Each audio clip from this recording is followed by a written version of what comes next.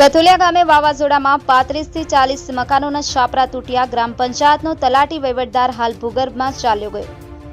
લીમખેડા તાલુકાના કથુલિયા ગ્રામ પંચાયત ગામમાં આદિવાસી પરિવારોના કાચા પાકા કુલ 35 થી 40 મકાનોના છાપરા, દિવાલો, ઢોરને ખાવાનો ઘાસચારો 5 તારીખે ભારેથી અતિભારે પવન વાવાઝોડામાં મકાનોના છાપરા, નળિયા પતરા ઉડી ગયા।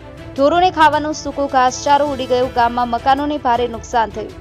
તેની જાણ ગ્રામ પંચાયતના તલાટી અને સરપંચનો ચાર્જ પણ તલાટી પાસે તે આ ગામનો વહીવટદાર વાવાઝોડાની હોનારતના લાભાર્થીઓની મુલાકાત કે સર્વે કરવા પણ આવ્યો નહીં। લીમખેડા તાલુકાનું વહીવટી તંત્ર કેમ ભર ઊંઘમાં સૂતા છે કે વાવાઝોડાના અસરગ્રસ્તોની મુલાકાત ક્યારે?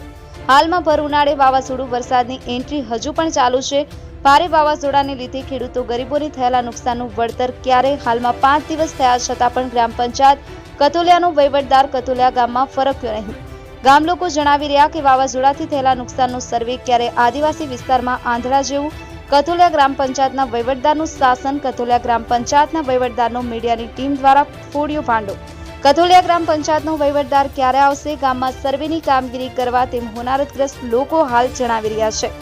ગામમાં વાવાઝોડાના કારણે ભારે નુકસાન થઈ રહ્યું છે, ત્યારે ગ્રામ પંચાયતની વહીવટદાર કેમ ભૂગર્ભમાં, તેઓ સામે લોકોનો ભારે આક્રોશ કથુલિયા ગામમાં જોવા મળ્યો। ડાંગ મિત્ર ન્યૂઝ, લીમખેડા।